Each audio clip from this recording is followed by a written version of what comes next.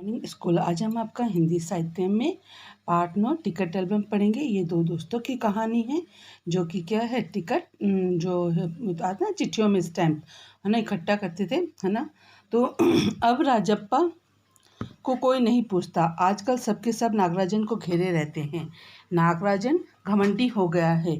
राजप्पा सारे लड़कों में कहता फिरता है, पर लड़के भला कहाँ उसकी बातों पर ध्यान देते। नागराजन के मामा जी ने सिंगापुर से एक एल्बम भिजवाया था। वह लड़कों को दिखाया करता। सुबह खाली पहली घंटी के बजने तक वह लड़के नागराजन को घेर कर एल्बम देखा करते। आधी छुट्टी के वक्त भी उसके आसपास लड़कों का जमघट रहता।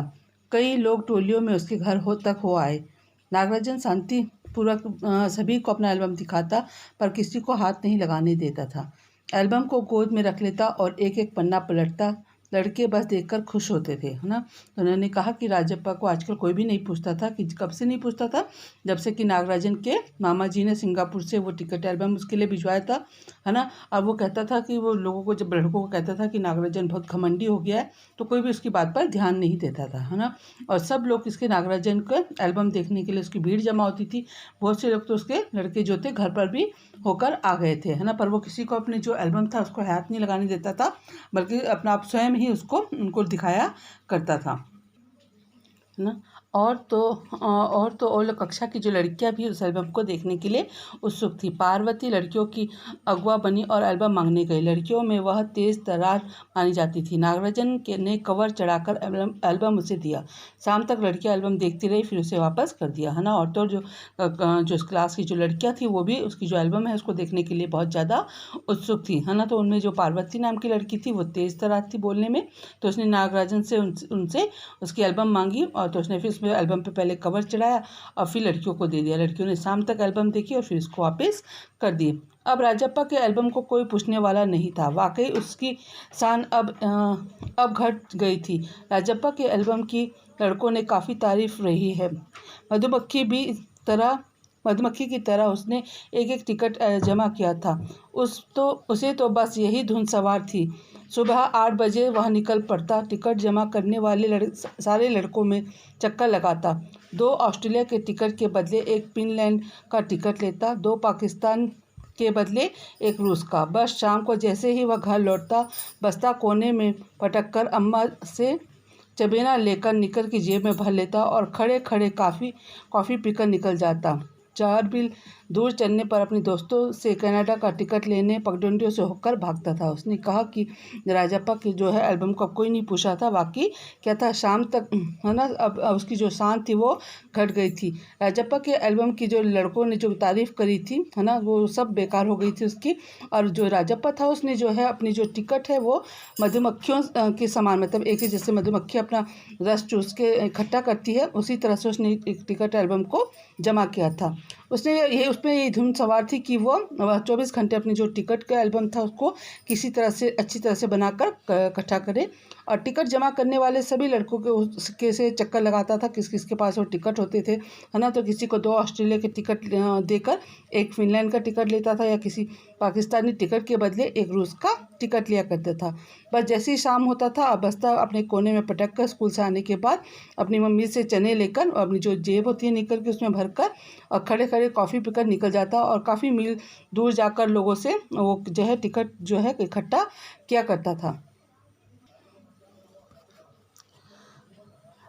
उसका एल्बम सबसे बड़ा था। सरपंच के लड़के ने उसके एल्बम को 25 रुपये में खरीदना चाहा, पर राजप्पा नहीं माना। घमंडी कहीं का राजप्पा बड़बड़ाया था। फिर उसने तीखा जवाब दिया था, तुम्हारे घर में जो प्यारी बच्ची है ना, उसे दे दो, मैं 30 रुपये में। सारे लड़के ठाका मारकर हंस पड़े थे है ना। तो जो सरपंच का जो लड़का था उसने राजप्पा से उसकी एल्बम खरीदना चाहता था। उसने कहा कि मैं आपको 25 रुपये दूंगा और ये आप जो एल्बम मुझे दे दे। तो राजप्पा नहीं माना है ना। और घमंडी कहीं का राजप्पा बड़बड़ाया था। फिर उसने तीखा जवाब दिया था कि तुम अपने घर में जो प्यारी सी छोटी बच्ची है वो मुझे दे दो, मैं उसके 30 रुपये दूंगा। और जिस पर सारे लड़के उस पर हंस पड़े थे। पर अब कोई उसके एल्बम की बात तक नहीं करता था। और तो और अब सब उसके एल्बम की तुलना नागराजन के एल्बम से करने लगे। सब कहते हैं राजप्पा का एल्बम फिसड्डी है ना। सबने अब क्या हो गया, तो लोग जो जब से नागराजन का एल्बम आया था तब से लोग जो है राजप्पा की जो एल्बम है उसको बेकार कहने लगे थे। पर नागराजन के एल्बम को देखने की इच्छा कभी प्रकट नहीं की। लेकिन अब जब दूसरे लड़कियों से देख रहे होते तो वह निजी आंखों से देख लेता।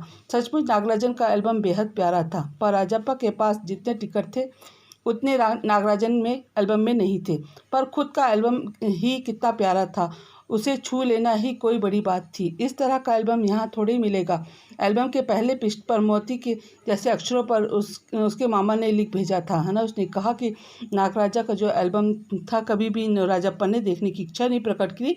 लेकिन क्या करते थे, जब कभी कोई लड़के उसको देख रहे होते थे एल्बम को, तो वो नीची नज़रों से उनको देख लिया करता था, है ना। उसका एल्बम उसे बहुत प्यारा लगता था, है ना। फिर राजप्पा ने कहा कि जितने उसके टिकट उसके पास है उतने नागराजन के पास कोई अपना एल्बम इतना प्यारा कोई है, कोई इसको छूने के लिए देगा, है ना। इसी तरह से एल्बम यहाँ थोड़ी मिलेगी। उसने कहा इस तरह की जो एल्बम है यहाँ कोई मिलेगी। तो एल्बम के पहले पृष्ठ पर मोती जैसे अक्षरों में इसके मामा ने इसको लिख कर भेजा था, A.M. नागराजन। इस एल्बम को चुराने वाला बेशरम है, ऊपर लिखे नाम को कभी देखा है, यह एल्बम मेरा है। जब तक घास हरी है और कमल लाल, सूरज जब तक पूरब से उगे और पश्चिम में छिपे, उस अनंत काल तक के लिए यह एल्बम मेरा रहेगा, है ना। फिर उसके बाद नागराजन ने उसमें पंक्तियाँ लिखी थी कि इस एल्बम को जो चुराएगा वो क्या होगा, बहुत ज़्यादा बेशरम होगा, है ना। आपने कभी जो मैंने ऊपर जो नाम लिखा हुआ है सुंदर अक्षरों में, उसको किसी ने देखा है, ये एल्बम मेरा है ना। उसने कहा कि जब तक कि इस धरती पर हरी घास रहेगी, या कमल लाल रंग का खिलेगा, या सूरज पूरब से पश्चिम से उगकर पश्चिम पर छिपेगा, है ना, उस अनंत काल तक ये एल्बम मेरा ही रहेगा। लड़कों ने इसे अपने एल्बम में उतार लिया। लड़कियों ने झट से कॉपी और किताबों में टीप लिया, है ना। जो उसकी जो पंक्तियाँ थी उनको लड़कों ने जिनकी एल्बम थी उसमें उतारा और लड़कियों ने कॉपियों में उतार लिया था। तुम लोग यह नकल क्यों करते हो, नकलची कहीं के। राजप्पा ने लड़कों को घुड़की दी। सब चुप रहे, पर कृष्णन से रहा नहीं गया, है ना। जब सब लड़कियां उसकी एल्बम के लिखे हुए शब्दों को उतार रहे थे तो उसने कहा कि तुम ये पंक्तियाँ क्यों लिख रहे हो, तुम लोग कलची हो, है ना। तो जब उसने किसी ने कुछ नहीं कहा, लेकिन जो कृष्ण नाम का जो लड़का था उसने कहा, उससे रहा नहीं गया, तो उसने कहा जा जलता है ईर्ष्यालु कहीं का, मैं काहे को जलूं, जले तेरा खानदान, मेरे एल्बम उसके एल्बम से कहीं बड़ा है। राजप्पा ने शान बघारी। फिर उसने कहा कि मैं क्यों जलूं, है ना, आप तुम्हारा खानदान जलेगा, लेकिन जो नागराजन के एल्बम से तो मेरा जो है एल्बम काफ़ी बड़ी है। फिर उसने राजप्पा ने अपनी शान को बघारते हुए कहा, है ना, अरे उसके पास जो टिकटें हैं वह हैं कहीं तेरे पास, सब क्यों, बस एक इंडोनेशिया का टिकट दिखा दो। अरे पानी भरोगे, हाँ, कृष्णन ने छेड़ा। उसने कहा कि तुम्हारे पास जो टिकटें उसके पास है वो तुम्हारे पास नहीं है, क्या आप इंडोनेशिया का टिकट दिखा सकते हो। पर मेरे पास जो टिकट है वह कहाँ है उसके पास। राजप्पा ने फिर ललकार कर कहा, उसके पास जो टिकट है वह दिखा दो। कृष्णन भी कम नहीं था, उसने कहा जो उसके पास है आप उनको टिकट को दिखा दीजिए। ठीक है, 10 रुपये की शर्त, मेरे वाले टिकट दिखा दो। तुम्हारा एल्बम कूड़ा है। कृष्णन चीखा, हाँ कूड़ा। लड़के जैसे कोरस गाने लगे, है ना। तो उसने कहा कि सब राजप्पा को एक साथ चिढ़ाने लगे, एक साथ मिलकर उसको कहने लगे कि तेरा जो एल्बम है वो क्या है, कूड़ा दान के समान है। राजप्पा को लगा अपने एल्बम के बारे में बातें करना फालतू है। उसने कितनी मेहनत और लगन से टिकट बटोरे हैं। सिंगापुर से आए इस एक पार्सल ने नागराजन की मेहनत और लगन से टिकट बटोरे हैं। सिंगापुर से आए इस एल्बम के एक पार्सल ने नागराजन की मेहनत को एक ही दिन में मशहूर करा दिया। सिंगापुर से आए इस पार्सल ने नागराजन को एक ही दिन में मशहूर कर दिया। पर दोनों में कितना अंतर है, ये लड़के क्या समझेंगे, है ना। उसने कहा कि सिंगापुर से तो केवल एक पार्सल के द्वारा उसको आया था, लेकिन उन लोगों को क्या पता कि राजप्पा ने वो टिकट किस तरह से इकट्ठे किए थे, एकत्रित किए थे, है ना। तो उसने कहा इन दोनों में कितना अंतर है, तो ये इन चीज़ों को ये लड़के क्या समझेंगे।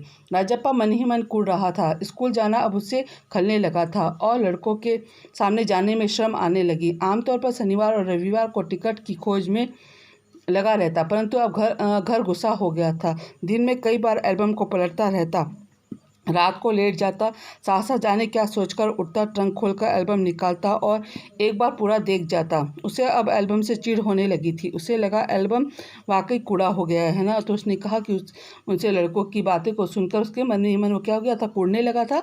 उसे लगा कि अब क्या है, स्कूल भी जाना उसने बंद कर दिया था। हाँ, शनिवार इतवार को वो क्या करता था, जो लड़कों से टिकट इकट्ठा करता था वो भी उसने बंद कर दिया था और घर में घुसा रहता था, है ना। और कई बार अपने एल्बम को उलट पलट कर देखा करता था। तो उसे भी लगने लगा कि उसका जो एल्बम है वो क्या हो गया, बिल्कुल बेकार हो गया। उस दिन शाम को उसने जैसे तय कर लिया था वह नागराजन के घर गया। अब उसको अब कोई कितना अपमान सहे। नागराजन के हाथ अचानक एक एल्बम लगा है। बस यही न, वह क्या जाने टिकट कैसे जमा किए जाते हैं, एक एक टिकट की क्या कीमत होती है, वह भला क्या समझे। सोचता होगा टिकट जितना बड़ा होगा वह उतना ही कीमती होगा, या फिर सोचता होगा बड़े देश का टिकट कीमती होगा, वह भला क्या समझे, है ना। उसने कहा कि उसने तय कर लिया था कि आज शाम को वो कहाँ जाएगा, नागराजन के घर जाएगा। उसने कहा कि कब तक वो इस अपमान को सहता। उसके पास जितने भी फालतू टिकट हैं उन्हें टकरा कर उससे अच्छे टिकट झाड़ लेगा। कितनों को तो उसने यूं ही उल्लू बनाया है, कितना चालबाजी करनी पड़ती है। नागराजन भला किस खेत की मूली है। उसने कहा जितने मेरे पे फालतू टिकट हैं उनको देकर उससे जो अच्छे अच्छे टिकट हैं वो मैं ले लूँगा उससे। उसने कहा कि उसने कितने ही ऐसे लोगों को उल्लू बनाकर उनसे टिकट रखे थे अपने पास, है ना। कितनी उसने कहा कि वो लोग क्या जाने कितनी चालबाजी करनी पड़ती है ना। तो नागराजन के घर पहुंचकर ऊपर गया। चूँकि वह अक्सर आया जाया करता था, सो किसी ने नहीं टोका। ऊपर पहुंचकर वह नागराजन की मेज के पास पड़ी कुर्सी में बैठ गया। कुछ देर बाद नागराजन की बहन कामाक्षी ऊपर आई। फिर नागराजन घर पहुंचा उसके, है ना, ऊपर उसके कमरे में ऊपर चला गया। और वो अक्सर आया जाया करता था तो किसी ने उसको नहीं टोका था। उसने वहां पर जाकर नागराजन की मेज के पास जो पड़ी कुर्सी थी उस पर बैठ गया। कुछ देर के बाद उसकी बहन कामाक्षी ऊपर कमरे में आ गई। भैया शहर गया है। अरे हाँ, तुमने भैया का एल्बम देखा है, उसने पूछा। राजप्पा को हाँ कहने में हिड़ी हो रही थी, है ना। तो उसकी बहन जो कामाक्षी थी उसने बताया कि उसके भाई शहर गए हैं। तो उसने उससे पूछा कि भैया का आपने एल्बम देखा है। राजप्पा ने हाँ कही, है ना। और बहुत सुंदर एल्बम है ना, सुना है स्कूल भर में किसी के पास भी इतना बड़ा एल्बम नहीं है। फिर उसकी बहन ने उसे बताया कि उसने कहा कि स्कूल में किसी के भी पास मेरे भाई के जैसे इतना बड़ा एल्बम नहीं है। तुमने किससे कहा। भैया ने। वह कुड़ गया। उसने कहा राजप्पा ने उसकी बहन से पूछा कि तुम्हें किसने कहा। तो उसने कहा कि मेरे भैया ने बताया था। तो वो उसकी बात को सुनकर चिढ़ गया। बड़े से क्या हुआ, आकार बड़ा हुआ तो एल्बम बड़ा हो गया। उसकी चिड़चिड़ाहट साफ थी। उसने कहा कि आकार से क्या होता है ना। यदि एल्बम बड़ा हो गया तो क्या वो बड़ा एल्बम हो जाएगा। कामाक्षी कुछ देर तक वहीं रही, फिर नीचे चले गई। राजप्पा मेज पर बिखरी किताबों को टटोलने लगा। अचानक उसका हाथ दराज के ताले पर टकरा गया। उसने ताले को खींचकर देखा, बंद था। क्यों ना उसे खोलकर देख लिया जाए। मेज पर से उसने चाबी ढूंढ निकाली, है ना। उसने कहा जब कामाक्षी कुछ देर तक वहाँ रही, फिर वो थोड़ी देर में नीचे चली गई। तो राजप्पा ने उसकी जो बिखरी हुई किताबें थी टेबल के ऊपर, मेज के ऊपर, उसको टटोलने लगा। अचानक से उसका हाथ के दराज पे लगा जिस पे कि ताला लगा हुआ था। उसने फिर ताले को खींचकर देखा तो वो बंद था। उसने खोलकर उसको देखा तो मेज पर, उसने जब खोलने की कोशिश की तो वो नहीं खुला। तो उसने मेज पर उसकी चाबी ढूंढ निकाली। सीढ़ियों के पास जाकर उसने एक बार झाँका, फिर जल्दी से दराज खोली। एल्बम ऊपर ही रखा हुआ था। पहला पृष्ठ खोला, उन वाक्यों को उसने दोबारा पढ़ा। उसका दिल तेजी से धड़कने लगा। एल्बम को झट से कमीज के नीचे खोस लिया और दरवाज़ा बंद कर दिया। सीढ़ा उतरकर वह घर की ओर भागा, है ना। उसने जब दराज को खोला तो उसमें से वो एल्बम उसको मिल गया। उसने एल्बम को निकाला और अपनी कमीज के अंदर रखकर वहाँ से जल्दी से अपने घर की ओर चला गया। घर जाकर सीधा पुस्तक की अलमारी के पास गया और पीछे की ओर एल्बम छिपा दिया। उसने बाहर आकर झाँका। पूरा शरीर जैसे जलने लगा था, गला सूख रहा था और चेहरा तमतमाने लगा। जैसे वो घर में गया, सीधे पुस्तक की जो अलमारी थी उसके पीछे उसको एल्बम को उसने छुपा दिया। उसने बाहर आकर देखा, क्योंकि उसने चोरी की थी, है ना। चोरी करने पर जैसे ही जो है आदमी का जो शरीर होता है ना, अपना हाव भाव से पता चल जाता है कि इसने कुछ गलत काम किया है। रात 8 बजे अप्पू आया। हाथ पांव हिलाकर उसने पूरी बात कह सुनाई। सुनो, तुमने नागराजन का एल्बम खो गया है। हम दोनों शहर गए हुए थे, लौटकर देखा तो एल्बम गायब है। तो रात को उनके घर में कौन आया, राजप्पा के पास अप्पू आया, है ना। तो उसने बताया कि नागराजन का जो एल्बम है खो गया और वो दोनों शहर गए थे। जब लौट के देखा तो वो एल्बम वहाँ पर नहीं था। राजप्पा चुप रहा। उसने अप्पू को किसी तरह टाला। उसके जाते ही उसने झट से कमरे का दरवाज़ा भिड़ा लिया और अलमारी के पीछे से एल्बम निकाल कर देखा। उसने फिर पीछा छिपा दिया, डर था कि कहीं देख ना ले, है ना। उसने कहा कि उसने किसी तरह से अप्पू की बातों को सुना और उसको वहाँ से फिर घर से टाल कर भगा दिया। उसके जाते उसने अपने कमरे का दरवाज़ा बंद कर लिया और अलमारी के पीछे से एल्बम को निकाल कर देखा और फिर उसको छुपा दिया कि कहीं कोई देख ना ले। कमरे की ओर भागा। जल्दी ही बाथरूम में घुसकर दरवाज़ा बंद कर लिया। अम्मा ने अंगीठी पर गर्म पानी की डेगची चढ़ा रखी थी। उसने एल्बम को अंगीठी में डाल दिया। एल्बम जलने लगी। कितने प्यारे टिकट थे। राजप्पा की आंखों में आंसू आ गए और घर के पीछे जो था वो भागा, वहाँ पे बाथरूम का दरवाज़ा बंद कर लिया। और उसने मम्मी ने क्या था, गर्म पानी रखा हुआ था अंगीठी के ऊपर, और तो वो डर के मारे उसने क्या करा, अंगीठी में वो एल्बम को डाल दिया और अंगीठी से जैसी आग में वो एल्बम पड़ी और वो जलने लगी, है ना। और राजप्पा की आंखों में आंसू आंसू आ गए कि कितने प्यारे उसमें टिकट थे। तभी अम्मा की आवाज़ आई, जल्दी से आ तो नहाकर, नागराजन तुझे ढूंढता हुआ आया है। राजप्पा ने निक्कर उतार दी और गीला तौलिया लपेटकर बाहर आ गया। कपड़े बदलकर वह ऊपर गया। नागराजन कुर्सी पर बैठा हुआ था। उसे देखते ही बोला, मेरा एल्बम खो गया है यार। उसका चेहरा उतरा हुआ था, काफ़ी रोकर आया था शायद। उसने कहा कि फिर उसने जैसे उसकी मम्मी ने बताया कि नागराजन उससे मिलने के लिए आया है, तो उसने निक्कर उतार कर गीला तौलिया लपेटा और कपड़े बदलकर नागराजन के पास गया। उसे देखते ही नागराजन ने बोला कि मेरा एल्बम खो गया। उसका चेहरा काफ़ी उतरा हुआ सा दिख रहा था, शायद वो काफ़ी रोकर आया था। कहाँ रखा था तुमने? राजप्पा ने पूछा। शायद राज में। शहर से लौटा तो गायब था। नागराजन की आंखों में आंसू आ गए। राजप्पा का चेहरा बचाकर उसने आंखें पोंछ ली, है ना। नागराजन की आंखों में उसको बोलते बोलते आंसू आ गए, तो उसने राजप्पा से अपने आंसू को छुपाने की कोशिश की और अपने आंसू पोंछ लिए। रो मत यार, राजप्पा ने उसको पुचकारा। वह फफक कर रो दिया। राजप्पा झट नीचे उतर गया। 1 मिनट में वह ऊपर नागराजन के सामने था। उसके हाथ में उसका अपना एल्बम था और राजप्पा फटाफट से नीचे गया और उसने नागराजन के सामने अपने एल्बम को लेकर खड़ा हो गया। लो, यह रहा मेरा एल्बम, अब तुम इसे रख लो। क्यों देख रहे हो? मजाक नहीं कर रहा हूँ, सच कहता हूँ, तुम इसे रख लो। और राजप्पा ने जो अपनी एल्बम थी उसको रखने के लिए कहा कि तुम इसे रख लो। बहला रहे हो यार। नागराजन को जैसे यकीन नहीं आया। उसको विश्वास नहीं हो रहा था कि राजप्पा अपनी एल्बम उसको दे रहा है, क्योंकि उसको अपनी एल्बम बहुत ज़्यादा प्रिय थी, है ना। तो उसने, नहीं यार, सच में तुमको दे रहा हूँ, रख लो। राजप्पा भला अपना एल्बम उसे दे दे, ये कैसा चमत्कार है। नागराजन को अब यकीन नहीं आ रहा था, पर राजप्पा अपनी बात बार बार दोहरा रहा था। उसका गला भर आया, है ना। उसको जो एल्बम जब वो दे रहा था राजप्पा नागराजन को, तो नागराजन को बिल्कुल भी विश्वास नहीं हो रहा था कि वो अपनी एल्बम उसको दे रहा है। और राजप्पा अपनी बात को बार बार दोहरा रहा था कि तुम रख लो। और बोलते बोलते उसका जो गला है वो भर आया, मतलब रुआसा उसका गला हो गया।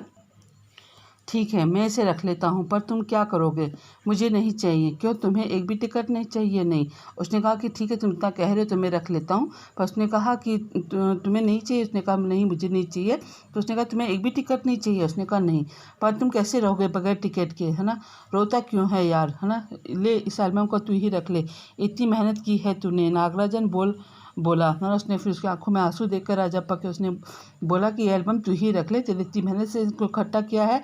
नहीं, तुम रख लो, लेकर चले जाओ, जाओ चले जाओ यहाँ से। वह चीखा और फुट फुट कर रो दिया। उसने कहा जाओ, इस एल्बम को लेकर तुम यहाँ से चले जाओ। नागराजन की समझ में कुछ नहीं आया। वह एल्बम लेके नीचे उतर गया, है ना। तो नागराजन की बात समझ में नहीं आई कि वो इतने क्या बोल रहा है। उसने एल्बम को लिया और नीचे जैसे उतरा, कमीज से आंखें पहुँचता हुआ राजप्पा भी नीचे उतर आया। दोनों साथ साथ दरवाजे तक आए, है ना। फिर राजप्पा ने भी अपनी आंखें पहुँची और वो भी उसके साथ साथ कहाँ के आ गया, उसके दरवाजे तक अपने छोड़ने आया नागराजन को। बहुत बहुत धन्यवाद, मैं घर चलूँ। नागराजन सीढ़ियाँ उतरने लगा, है ना। सुनो राजू, राजप्पा ने पुचकारा। नागराजन ने उसे पलटकर देखा। एल्बम दे दो, आज रात जी भर कर इसे देखना चाहता हूँ, कल सुबह तुम्हें दे जाऊँगा। उसने कहा कि आज के लिए मुझे ये एल्बम दे दो और कल सुबह मैं तुम्हें वापस दे दूँगा। ठीक है। नागराजन ने उसे एल्बम लौटा दी और चला गया, है ना। उसने उसको एल्बम वापस करी और फिर वो वहाँ से चला गया। राजप्पा ऊपर कमरे में आया, दरवाज़ा बंद किया और अपनी एल्बम को छाती से लगाकर फूट फूट कर रोने लगा, है ना। और जोर जोर से वो अपनी एल्बम को छाती से लगाकर रोने लगा। ये आपकी कहानी थी इसमें टिकट एल्बम की।